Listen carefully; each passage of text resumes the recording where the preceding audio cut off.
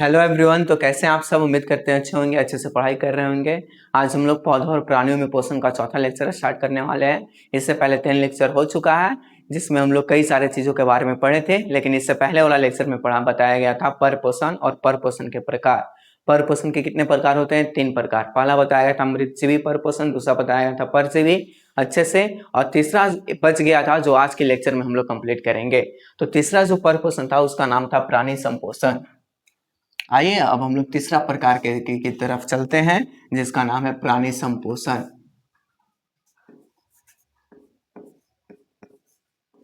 प्राणी संपोषण, प्राणी संपोषण, इसको इंग्लिश में बोला जाता है holozoic nutrition. Holozoic nutrition, holozoic nutrition. आइए हम लोग समझते हैं प्राणी संपोषण क्या होता है, होलोजोइक न्यूट्रिशन क्या होता है। 2 शब्दों से मिलकर बना होता है। सबसे पहला शब्द जो होता है होलो, और सेकंड शब्द जो होता है उसका नाम होता है जोइक। होलो का मतलब होता है टू कंप्लीट, टू कंप्लीट, और जोइक का अर्थ होता है like animal, like animal, animals.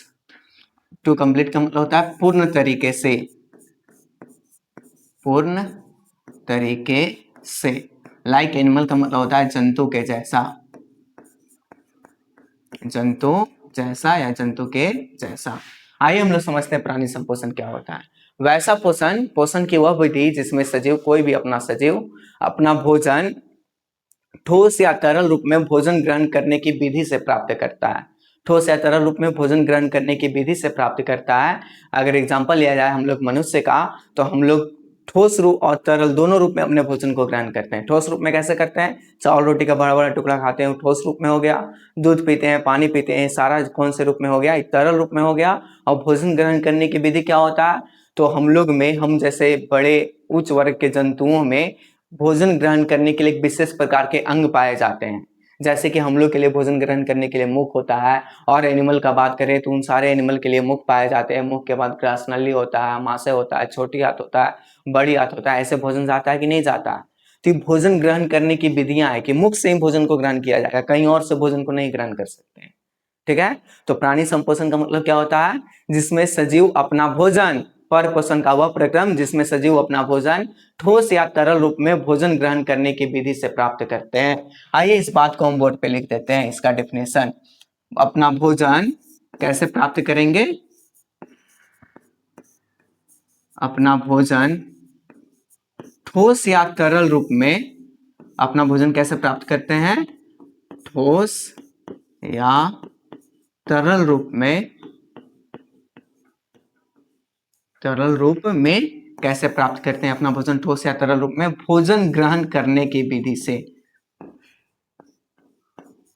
भोजन ग्रहण करने की विधि से प्राप्त करते हैं।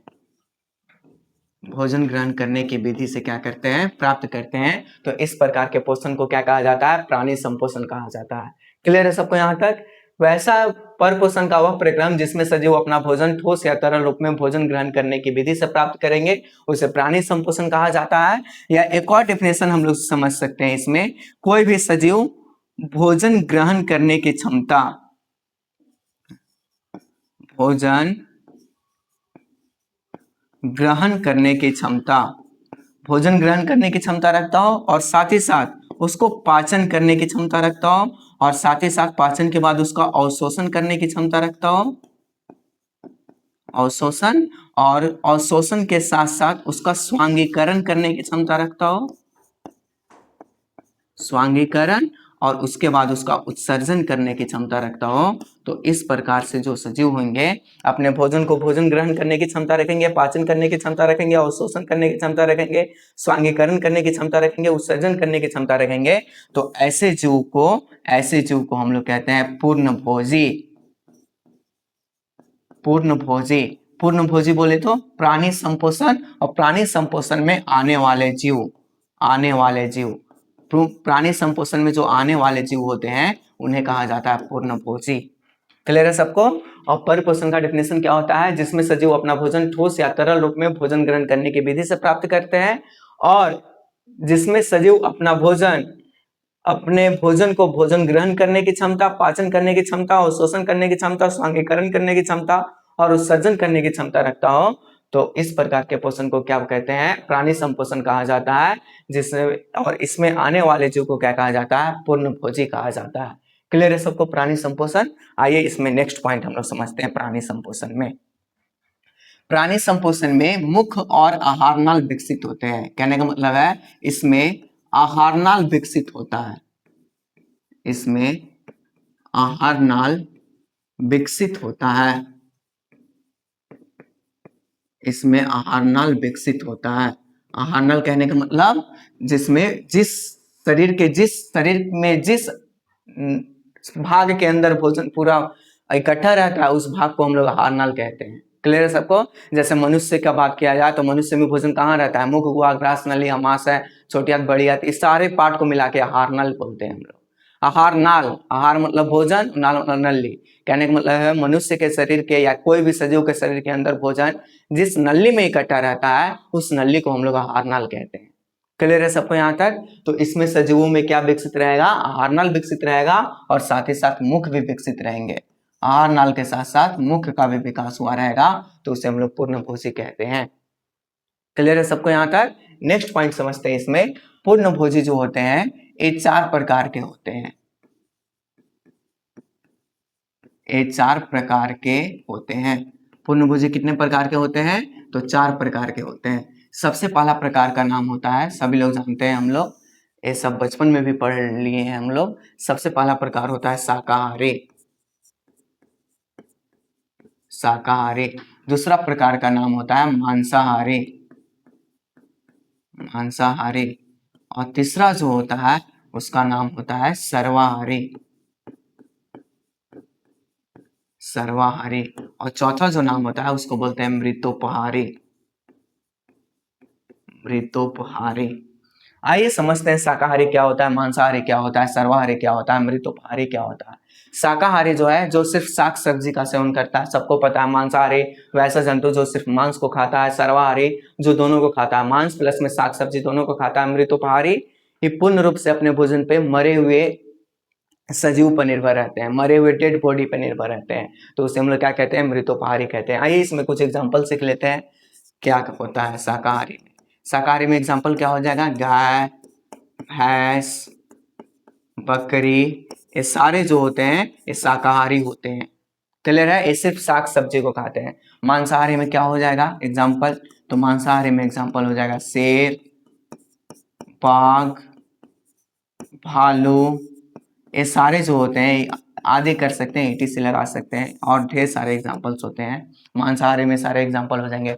सर्वाहारी जो दोनों चीज को खाता है, शाक सब्जी को भी खाता है प्लस में मांस मछली को भी खाता है, उसे क्या कहते हैं हम लोग? सर्वाहारी कहते हैं। जैसे कि एग्जाम्पल के लिए मनुष्य, मनुष्य, कुत्ता,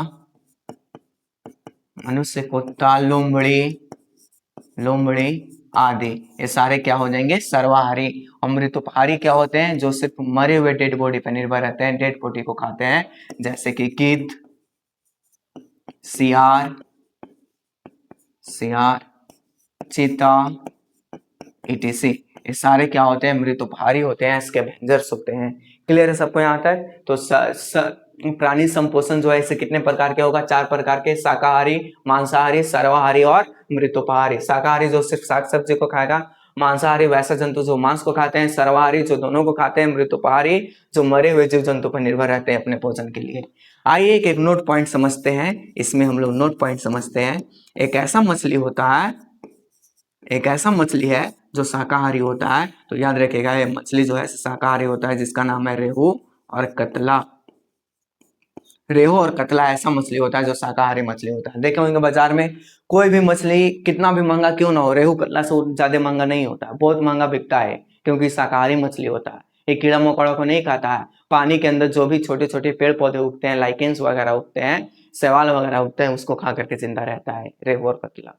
क्लियर है सबको यहाँ तक? तो ऐसा कौन सा मछली है जो शाकाहारी होता है? तो रेहू और कतला मछली जो है शाकाहारी होता है, इस बात को याद रखिएगा नोट पॉइंट में। एंड मांसाहारी में एक नोट पॉइंट हम लोग सीखते हैं क्या होता है। इस पृथ्वी पर सबसे बड़ा आकार का मांसाहारी कौन होता है? सबसे बड़ा आकार का सबसे बड़ा आकार का मांसाहारी जंतु कौन होता है इस धरती पे? तो याद रखिएगा, सबसे बड़ा आकार का मांसाहारी जंतु जो होता है वो होता है ध्रुवीय भालू। वैसा भालू जो पोल की तरफ रहता है।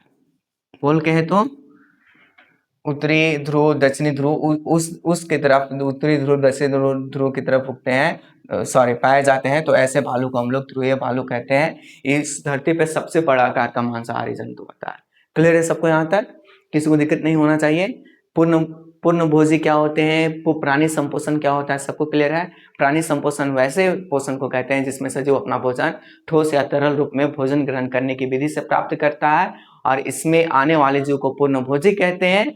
और वैसा जंतु जो भोजन ग्रहण करने, पाचन करने, उसको अवशोषण करने, बहिष्करण करने और उत्सर्जन करने की क्षमता रखता है, तो उसे हम लोग प्राणी संपोषण कहते हैं। और इसमें आने वाले जीव को पूर्णभोजी कहा जाता है। इसमें मुख और आहार नल विकसित होता है। पूर्णभोजी 4 प्रकार के होते हैं: शाकाहारी, मांसाहारी, सर्वाहारी और मृतोपहारी। शाकाहारी जो सिर्फ साग सब्जी को खाता है, मांसाहारी जो सिर्फ मांस को खाता है, सर्वाहारी जो दोनों को खाता है, साग सब्जी मांस, और मृतोपहारी जो मरे हुए जीव जंतु पर निर्भर रहते हैं अपने भोजन के लिए।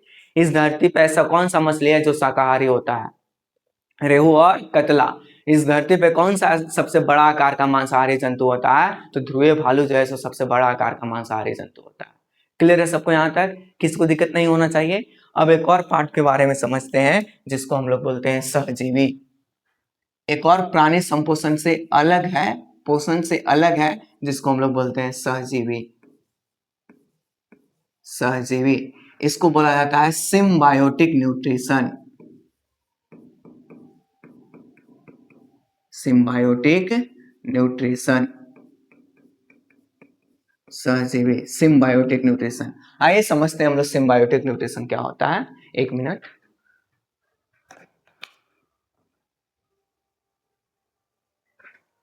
आइए समझते हैं सिम्बायोटिक न्यूट्रिशन क्या होता है, सहजीवी क्या होता है। जब दो जीव परस्पर साथ में रहते हैं, दो जीव परस्पर साथ में रहेगा जिसमें से दोनों को लाभ की प्राप्ति होता है, तो ऐसे जीव को हम लोग क्या कहते हैं? सहजीवी कहा जाता है। ऐसे जीव को क्या कहा जाता है? सहजीवी। फिर से एक बार बोलते हैं, जब दो जीव आपस में साथ में रहे जिसमें से एक को नहीं बल्कि दोनों को लाभ की प्राप्ति होता है, तो उसे हम लोग सहजीवी कहते हैं। सिर्फ एक को लाभ की प्राप्ति हो रहा था तो उसे क्या बोले थे हम लोग? सिर्फ एक को लाभ की प्राप्ति होता था, एक को हानि होता था, तो उसको हम लोग बोले थे परजीवी। लेकिन यहाँ पास जब दो जीव परस्पर साथ में रहते हैं जिसमें से दोनों जीव को लाभ की प्राप्ति होता है, तो उसे हम लोग बोलते हैं सहजीवी। क्लियर है सबको यहाँ पास? आइए अब इस पॉइंट को हम लिख देते हैं बोर्ड पे। सहजीवी क्या होता है? दो जीव परस्पर साथ में रहते हैं,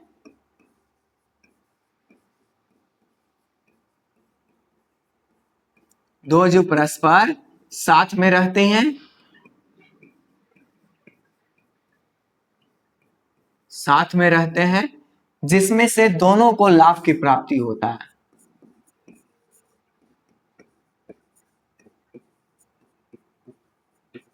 जिसमें से दोनों को लाभ की प्राप्ति होता है, लाभ की प्राप्ति होता है। जिसमें से दोनों को किसकी प्राप्ति होता है? लाभ की प्राप्ति होता है। तो ऐसे जीव को हम लोग क्या बोलते हैं? ऐसे जीव को कहा जाता है सहजीवी। जब दो जीव साथ में रहेंगे जिसमें से दोनों को लाभ की प्राप्ति होगा, तो ऐसे जीव को हम लोग सहजीवी बोलते हैं। आइए दैनिक एग्जाम्पल से इसको समझने की कोशिश करते हैं हम लोग, ठीक है? जैसे कि एक स्कूल चल रहा है, तो उसमें प्रिंसिपल होते हैं और ढेर सारे टीचर होते हैं। प्रिंसिपल जो है ढेर सारे टीचर को लानते हैं। प्रिंसिपल क्या करता है? उन सारे टीचरों को पढ़ाने के बदले में क्या देता है? उनको पैसा देता है, जिससे उनका घर चलता है। क्लियर है सबको? तो टीचर को लाभ की प्राप्ति हो गया।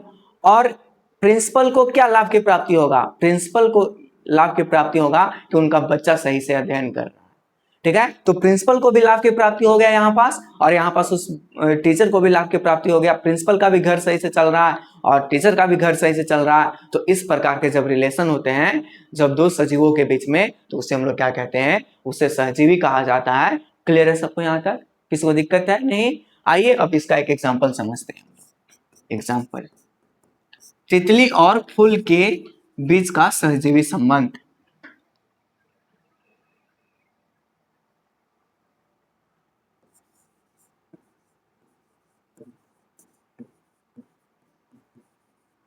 तितली और फूल के बीच का संबंध, बीच का संबंध।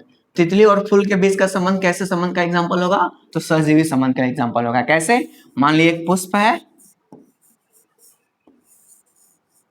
ये पुष्प है, इसके ऊपर तितली आकर के बैठती है, तितली, ये पुष्प के ऊपर तितली आकर के बैठती है, तो तितली को क्या फायदा हुआ? इस पुष्प के अंदर से रस को चूस लेती है, अपने भोजन के रूप में ग्रहण करती है, तितली को फायदा हो गया। और पुष्प का क्या फायदा हुआ? पुष्प को परागन की क्रिया संपन्न करने में तितली मदद करता है। कैसे परागन की क्रिया?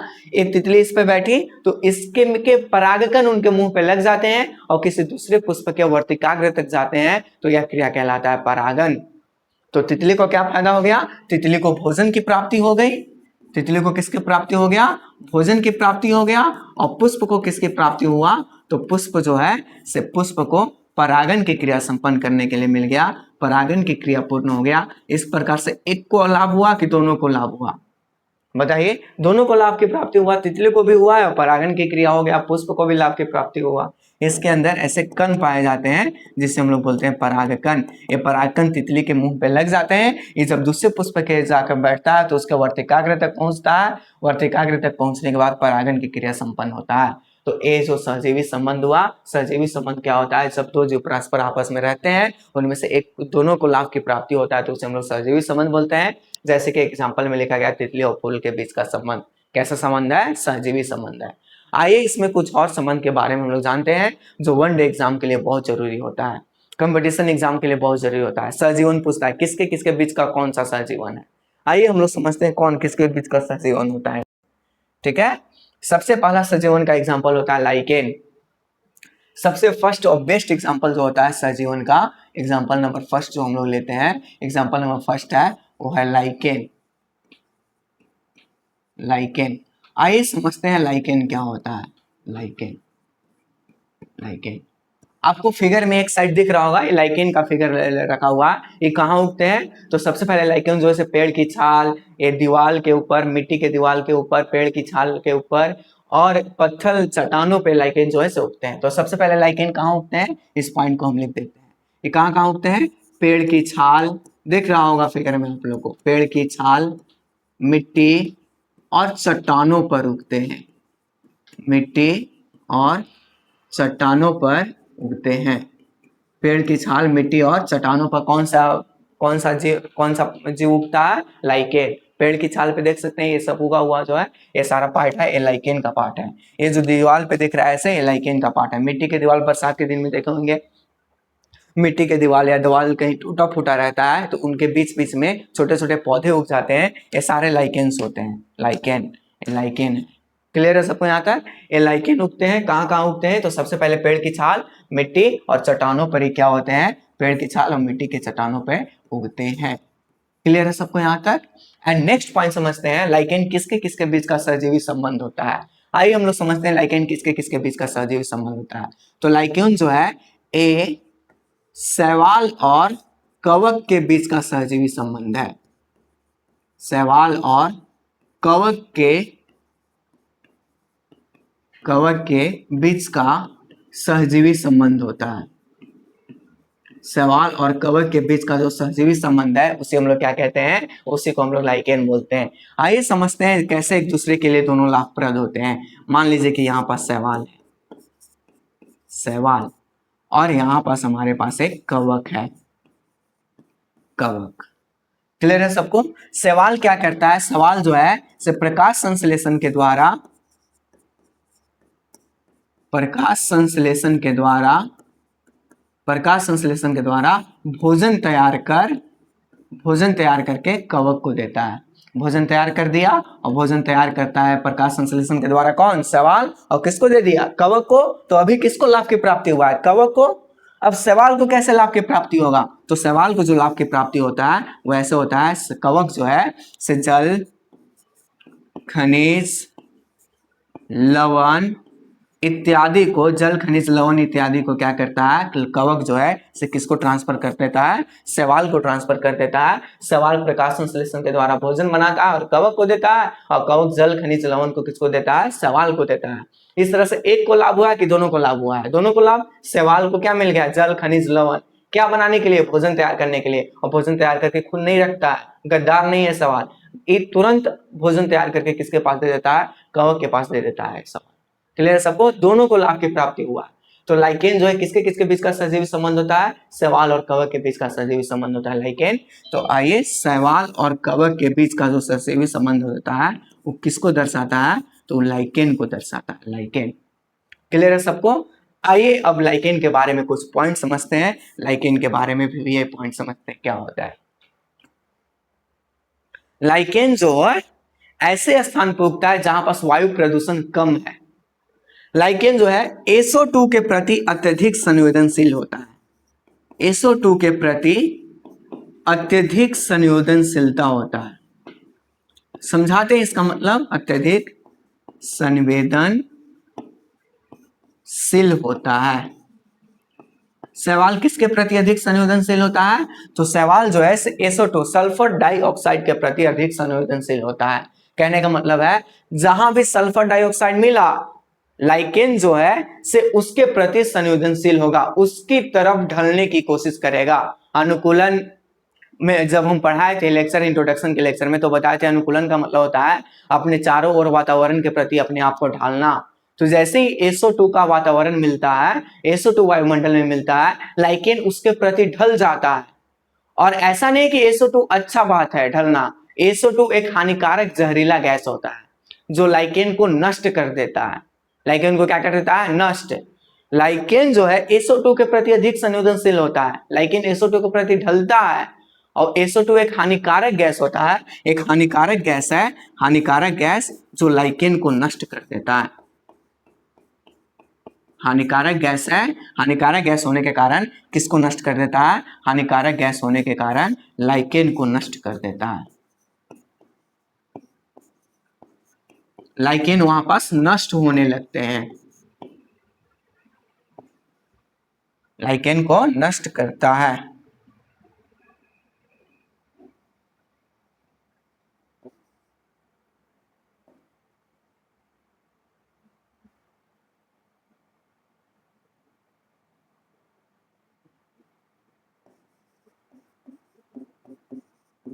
लाइकेन को नष्ट करता है। SO2 के प्रति अधिक संवेदनशील होता है कौन? लाइकेन। और SO2 एक हानिकारक गैस होता है जो लाइकेन को क्या कर देता है? नष्ट कर देता है। और लाइकेन नष्ट हो गए तो SO2 का आना अच्छा बात है कि खराब बात है? SO2 को आना एक खराब बात होता है। किसके लिए? लाइकेन के लिए। जहां भी SO2 बढ़ा वायुमंडल में वहां पास लाइकेन नष्ट होने लगते हैं। कहने का मतलब है SO2 का बढ़ना लाइकेन के लिए हानिकारक होता है, और इसलिए लाइकेन को वायु प्रदूषण का एक अच्छा सूचक माना जाता है। लाइकेन को क्या मानते हैं हम लोग? लाइकेन को वायु प्रदूषण का अच्छा सूचक माना जाता है। लाइकेन को वायु प्रदूषक का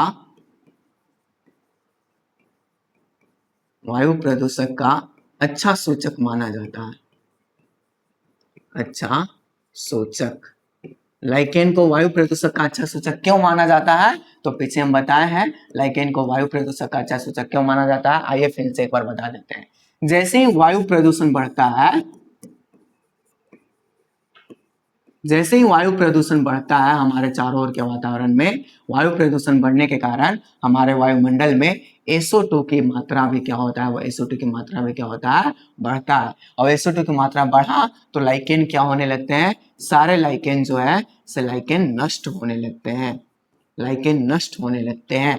और जब लाइकेन नष्ट हो गया तो वातावरण खराब है, तब लाइकेन नष्ट हो रहा है। वातावरण अच्छा रहेगा क्या उस जगह पर लाइकेन उगेगा? तो उस जगह पे लाइकेन उगेगा जहां पास वातावरण सही रहेगा, वातावरण वायु प्रदूषण कम रहेगा। तो वायु प्रदूषण का इसलिए इसको अच्छा सूचक माना जाता है। क्लियर है सबको? यहाँ पास वायु प्रदूषण का अच्छा सूचक लाइकेन को क्यों माना जाता है? क्योंकि लाइकेन जो है SO2 के, जहां भी वायु प्रदूषण बढ़ता है तो वायुमंडल में सल्फर डाइऑक्साइड की मात्रा बढ़ती है, लाइकेन नष्ट होते हैं। और वायु प्रदूषण बढ़ने के कारण लाइकेन नष्ट हो रहा है। इसका मतलब लाइकेन जहां उगा है वहां पास वायु प्रदूषण कम है, इसलिए लाइकेन उगा है। वायु प्रदूषण है ही नहीं, इसलिए लाइकेन उगा है। तो लाइकेन को वायु प्रदूषण का अच्छा सूचक क्यों माना जाता है? समझ गए होंगे। आइए अब हम नेक्स्ट पॉइंट समझते हैं। लाइकेन जो है, लाइकेन की सहायता से वायु की गुणवत्ता की जांच की जाती है। लाइकेन की सहायता से वायु की गुणवत्ता को वायु की गुणवत्ता को वायु की गुणवत्ता की जांच की जाती है। लाइकेन की सहायता के किसकी गुणवत्ता को जांच की जाती है?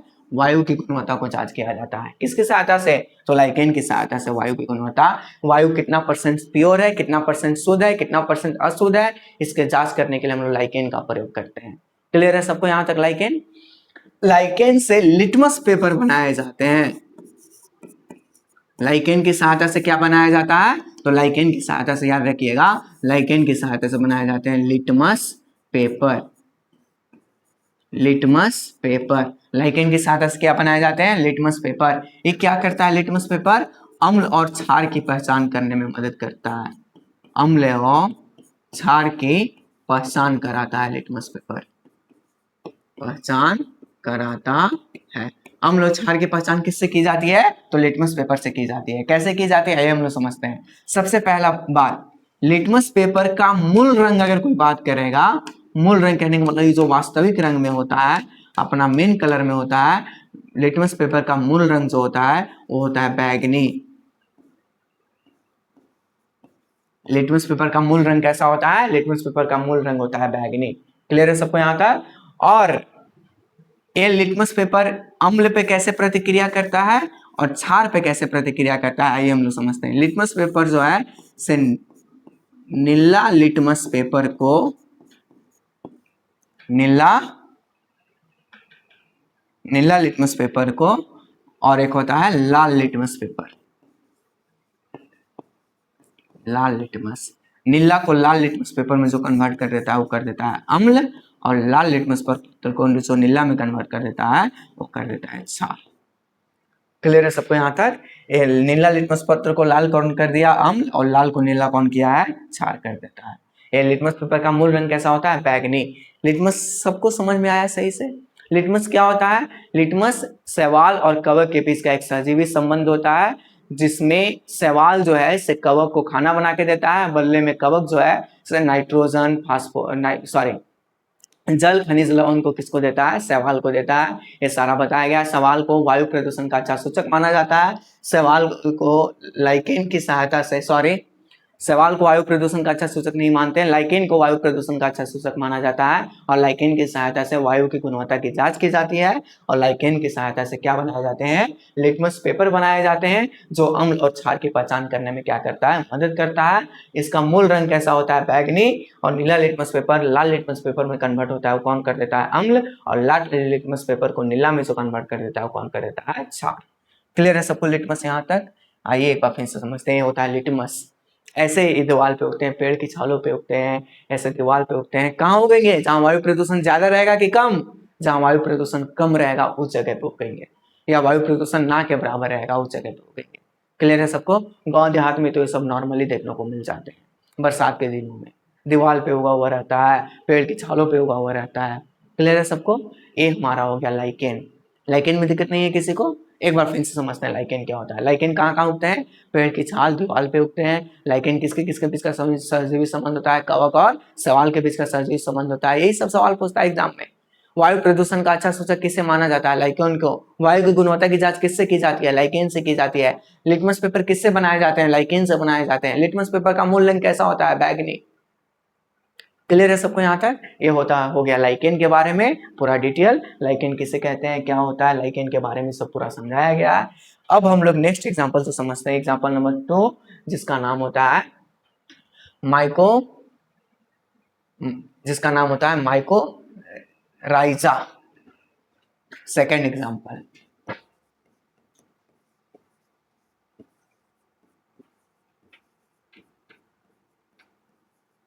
माइकोराइजा।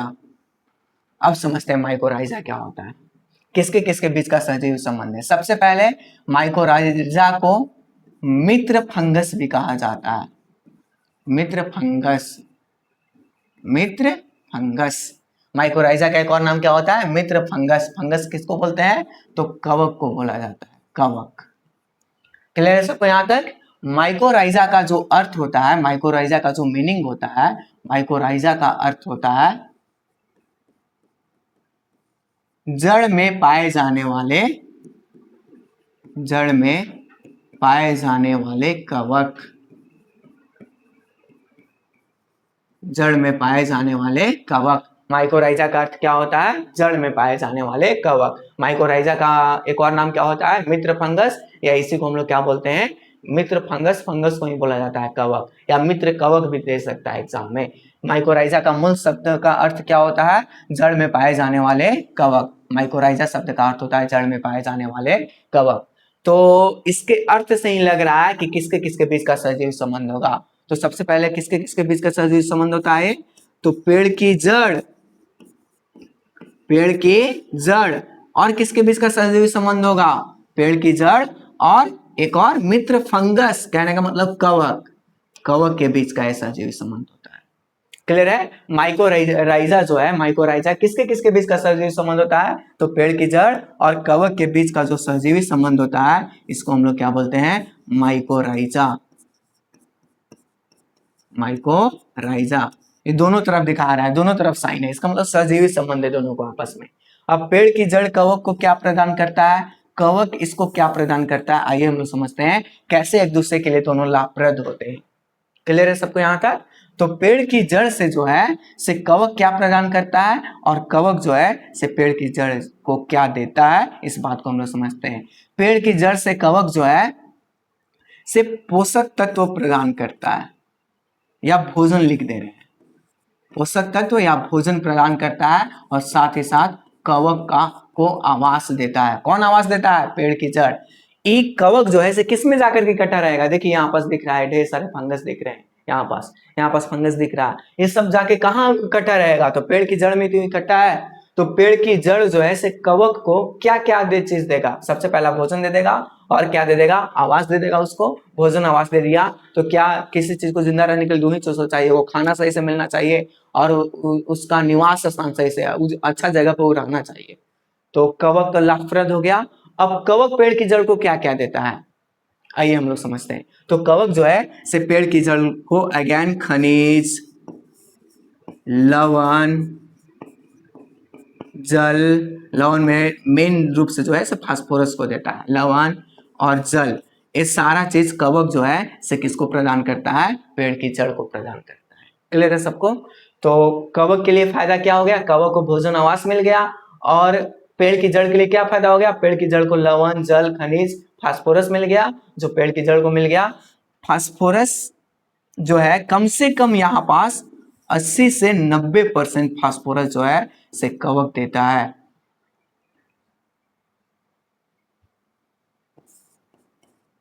अस्सी से 90% फास्फोरस का जो ट्रांसफर है वो कौन करता है? पेड़ पर 80 से 90% फास्फोरस का ट्रांसफर अधिक करता है। पहले जितना ले रहा था ना, इस माइकोराइजा के आने के कारण 80 से 90% फास्फोरस की मात्रा बढ़ जाता है पेड़ की जड़ में। क्लियर है सबको यहाँ तक? आइए अब समझते हैं इसमें कुछ इंपॉर्टेंट पॉइंट। माइकोराइजा, माइकोराइजा देख सकते हैं, ये माइकोराइजा होता है, ठीक है। पेड़ की जड़ों में ऐसे अपना जाल बिछाता है, एक जाल तंत्र का विकसित करता है माइकोराइजा पेड़ की जड़ के अंदर। ये जो गांठे दिख रहा है ना गोल गोल, ये जो गांठे हैं यहाँ पास, सॉरी वो गांठ नहीं, वो माइकोराइजा है, वहां पास माइकोराइजा ढेर सारा उग गया है, ठीक है। अब हम लोग नेक्स्ट पॉइंट समझते हैं इसमें माइकोराइजा के अंतर्गत। माइकोराइजा जो है किसके किसके बीच का सजीवी संबंध होता है? तो पेड़ की जड़ और कवक के बीच का सजीवी संबंध क्या कहलाता है? माइकोराइजा। इसे मित्र फंगस भी कहते हैं, या मित्र कवक, जड़ में पाए जाने वाले कवक होता है। माइकोराइजा शब्द का अर्थ होता है जड़ में पाए जाने वाले कवक। नेक्स्ट पॉइंट जो है इसमें, माइकोराइजा क्या काम करता है, आइए हम लोग समझते हैं। माइकोराइजा जो है से मिट्टी की पैदावार को बढ़ा देता है। किसकी पैदावार को बढ़ाता है? मिट्टी की पैदावार को बढ़ा देता है। मिट्टी की पैदावार को बढ़ाता है। कैसे बढ़ाता है मिट्टी की पैदावार को? तो ये पाउडर के रूप में बाजार में मिलते हैं माइकोराइजा। इसको बुआई करने से पहले खेत में, बुआई मतलब कोई भी चीज को बोने से पहले, बुआई से पहले इसका उपयोग किया जाता है। बुआई से पहले खेतों में उपयोग किया जाता है, इसका खेतों में उपयोग किया जाता है। बुआई से पहले खेतों में उपयोग किया जाता है, क्यों? ताकि खेत की पैदावार में क्या हो, पैदावार में बढ़ोतरी हो, मिट्टी की पैदावार, सॉरी, मिट्टी की पैदावार नहीं होगा, मिट्टी की पोषक तत्वों को बढ़ाता है, मिट्टी की पोषक तत्व, मिट्टी की पोषक तत्वों को बढ़ाता है, और साथ ही साथ क्या करता है,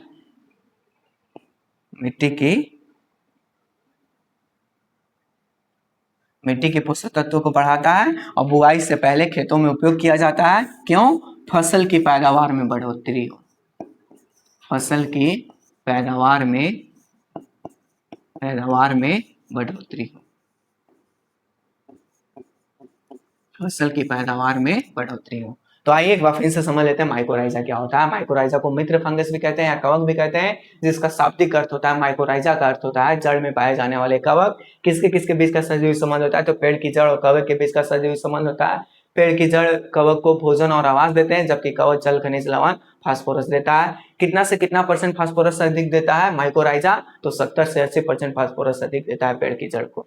ये क्या करता है? मिट्टी की पोषक तत्वों को बढ़ाता है, और बुआई से पहले खेतों में उपयोग करते हैं किसान लोग, ताकि फसल की पैदावार में क्या हो, अच्छा से बढ़ोतरी हो। किसान लोग भी उपयोग करते हैं इसका। क्लियर है सबको यहाँ तक? किसी को दिक्कत नहीं होना चाहिए। आइए हम लोग समझते हैं माइकोराइजा दो प्रकार के होते हैं। एक जड़ के अंदर माइकोराइजा रहता है, जड़ की कोशिकाओं के अंदर रहता है, जड़ की कोशिकाओं के बाहर रहता है। जड़ की कोशिकाओं को जो बाहर रहता है उसको बोलते हैं एक्टोमाइकोराइजा। लिख दे रहे हैं हम इस बात को। माइकोराइजा दो प्रकार के होते हैं।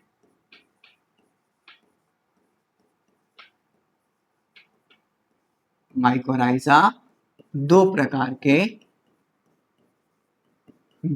के होते हैं। माइकोराइजा दो प्रकार के होते हैं।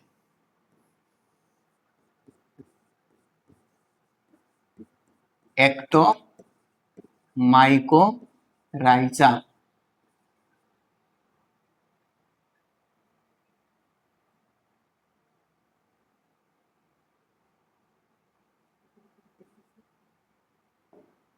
एक्टोमाइकोराइजा, और एक को बोला जाता है इंडोमाइकोराइजा।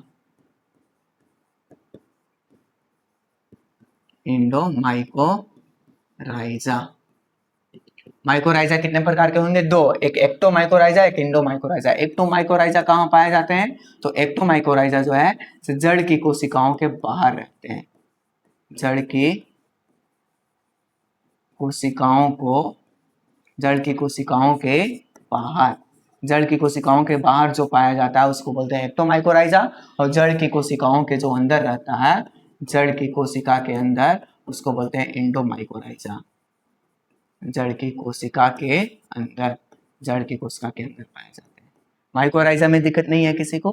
नहीं होना चाहिए। ये हो गया, हम लोग किसके बारे में सीख ले? माइकोराइजा। ये होता है माइकोराइजा। देखिए ये सब जो बिखरा हुआ है ना यहाँ पास जड़, ये सब माइकोराइजा होता है।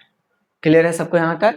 माइकोराइजा जड़ तंत्र का जाल विकसित करता है। एक और पॉइंट इसमें लिख सकते हैं हम लोग, माइकोराइजा जो है जड़ तंत्र का जाल विकसित करता है। ये जड़ तंत्र के जाल को विकसित करते हैं, जड़ तंत्र के जाल विकसित करते हैं। जड़ तंत्र के जाल विकसित कौन करता है? तो जड़ तंत्र के जाल जो विकसित करता है वो कौन करता है? माइकोराइजा करता है। क्लियर है सबको यहाँ तक? माइकोराइजा में किसको दिक्कत नहीं होना चाहिए। ये हम लोग माइकोराइजा पढ़ चुके हैं। माइकोराइजा जो होता है, माइकोराइजा का मेन अंतर होता है जड़ में पाए जाने वाले कवक। मित्र फंगस भी कहा जाता है इसको। ये सारे माइकोराइजा हैं, किसी को दिक्कत नहीं होना चाहिए यहाँ तक।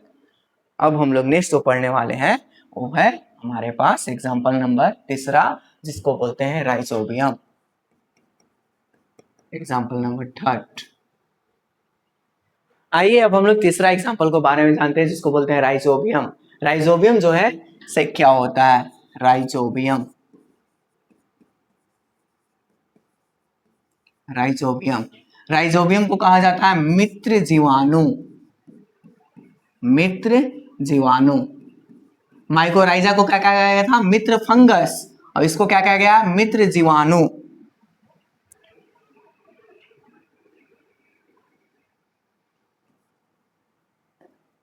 मित्र जीवाणु, इसको कहा जाता है मित्र जीवाणु। राइजोबियम शब्द का अर्थ होता है जड़ में पाए जाने वाले, जड़ में पाए जाने वाले, जड़ में पाए जाने वाले जीवाणु। राइजोबियम शब्द का अर्थ होता है जड़ में पाए जाने वाले जीवाणु। जो कहाँ पास पाया जाएगा? जड़ के अंदर, जड़ के भीतर पाया जाता है। और जो गांठे दिख रहा है ना, ये राइजोबियम की एग्जांपल है। जो गांठे दिख रहा है इसको बोलते हैं ले हेमोग्लोबिन कहा जाता है। जड़ में पाए जाने वाले जीवाणु। राइजोबियम कहाँ पाए जाते हैं? तो सबसे पहले पॉइंट, राइजोबियम जो है दलहनी फसलों के, दलहनी फसलों के, दलहनी फसलों के जड़ में पाए जाते हैं। दलहनी फसलों के जड़ में पाए जाते हैं। दलहनी फसलों के जड़ में जो पाया जाता है उसे हम लोग क्या कहते हैं? राइजोबियम नामक जीवाणु दलहनी फसलों के जड़ में पाए जाते हैं। एग्जाम्पल के लिए दलहनी फसल कौन कौन से होते हैं? चना हो गया, मूंग हो गया, मसूर हो गया, मसूर आदि करते रहे। ये सारे दलहनी फसल होते हैं। इनके जड़ में कौन से जीवाणु पाए जाते हैं? राइजोबियम नामक जीवाणु। राइजोबियम नामक जीवाणु का एक और नाम क्या होता है? मित्र जीवाणु कहते हैं इसको। क्लियर है सबको? इसका अर्थ क्या होता है? राइजोबियम शब्द का अर्थ क्या होता है? जड़ में पाए जाने वाले जीवाणु। ये कहाँ पाए जाते हैं? तो दलहनी फसलों के जड़ में पाए जाते हैं। दलहनी फसल के जड़ में पाया जाता है राइजोबियम नामक जीवाणु। ये क्या करता है? कैसे कैसे सहजीवी संबंध बनाता है किसके किसके बीच का? तो नाम से सबको पता चल गया वो किसके किसके बीच का सहजीवी संबंध होगा। पेड़ के जड़, पेड़ के जड़ और किसके बीच का सहजीवी संबंध होगा? पेड़ की जड़ और जीवाणु के बीच का सहजीवी संबंध होगा। पेड़ की जड़ और जीवाणु के बीच के जो सहजीवी संबंध होगा उसे हम लोग क्या कहेंगे? पेड़ की जड़ और जीवाणु के बीच के सहजीवी संबंध को कहा जाता है राइजोबियम। राइजोबियम, राइजोबियम कहा जाता है। क्लियर है सबको? पेड़ की जड़ जीवाणु को क्या क्या देते हैं? तो पेड़ की जड़ जीवाणु को क्या देगा? सबसे पहला पॉइंट, आवास देगा। Same to same. जीवाणु रहेगा कहाँ? जीवाणु का घर कौन होगा? तो पेड़ की जड़ होगा। और क्या देगा? पेड़ की जड़ भोजन देता है। क्लियर है सबको?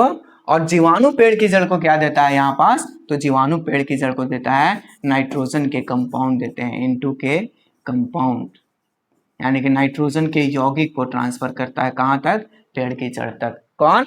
जीवाणु ट्रांसफर करता है। तो देखिए दोनों को लाभ की प्राप्ति हो गया। पेड़ की जड़ जो है जीवाणु जो है उसको क्या लाभ की प्राप्ति हुआ? पेड़ की जड़ से अपना आवास और भोजन मिल गया। और पेड़ की जड़ को क्या लाभ की प्राप्ति हुआ? तो इसको नाइट्रोजन के कंपाउंड मिल गए। नाइट्रोजन के कंपाउंड जैसे कि मेन कंपाउंड होते हैं अमोनिया और अमोनिया नाइट्रेट, NO3। ये सारे नाइट्रोजन के कंपाउंड होते हैं जो जीवाणु जो है किसको देता है? पेड़ की जड़ को देता है। क्लियर है सबको यहाँ तक? आइए एक एक करके समझते हैं। अब इसमें राइजोबियम का क्या काम होता है हमारे दैनिक जीवन में। राइजोबियम जो है ये नाइट्रोजन स्थिरीकरण में मदद करता है। नाइट्रोजन स्थिरीकरण में मदद करता है, मदद करता है। नाइट्रोजन स्थिरीकरण क्या होता है? वायुमंडलीय नाइट्रोजन को नाइट्रोजन के यौगिक में कन्वर्ट करना ही क्या कहलाता है? नाइट्रोजन स्थिरीकरण कहलाता है। जैसे कि नाइट्रोजन के कंपाउंड कौन कौन से? अमोनिया और नाइट्रेट। वायुमंडलीय नाइट्रोजन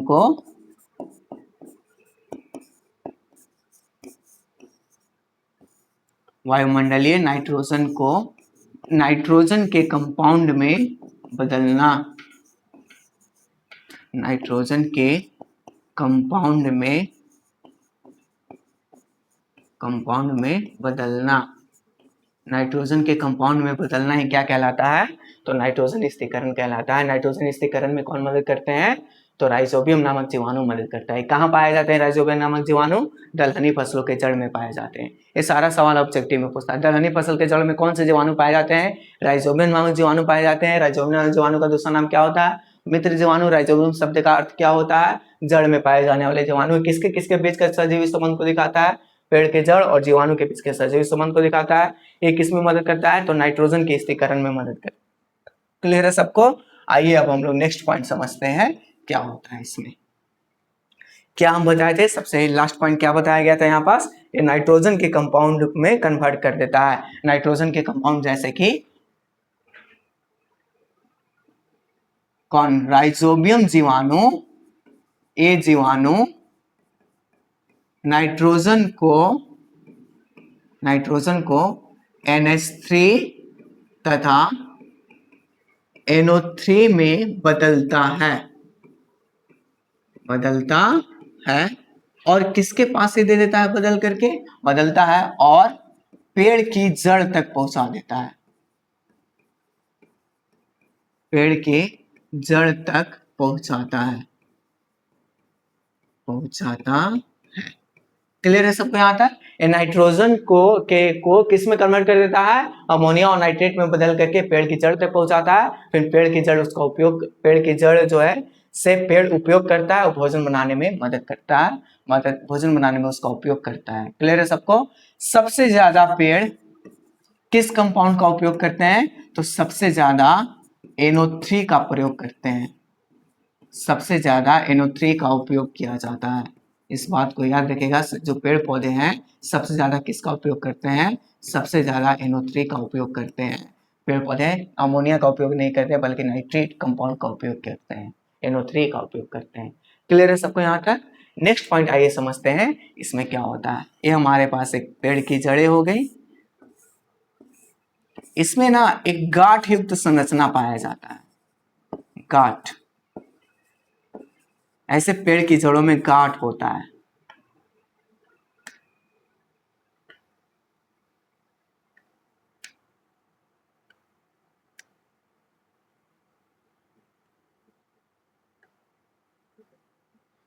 इस गांठ युक्त संरचना को कहा जाता है लेग हीमोग्लोबिन कहा जाता है।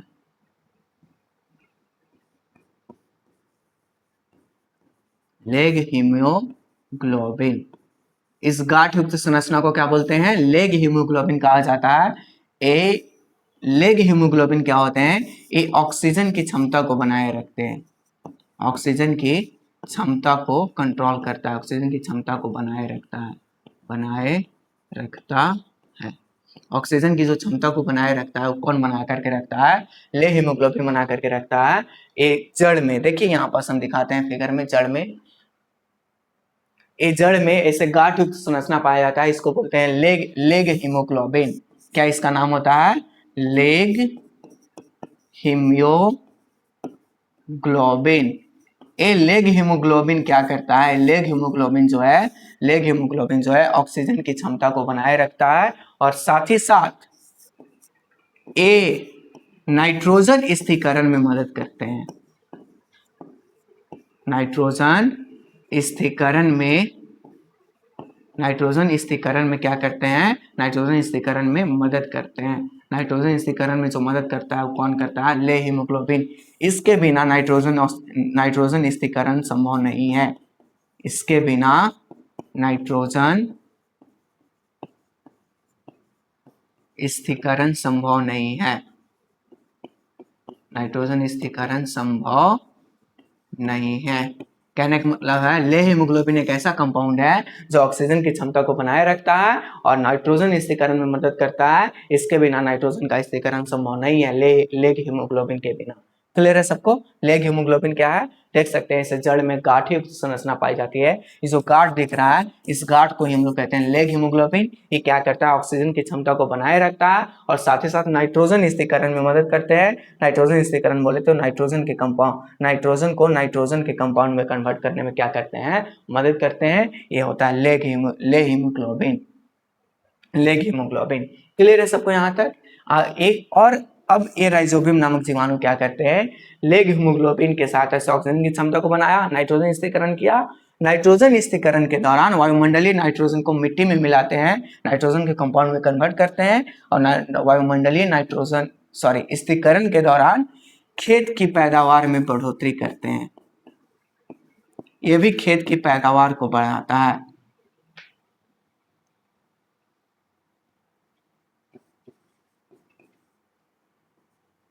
खेत की पैदावार में बढ़ोतरी।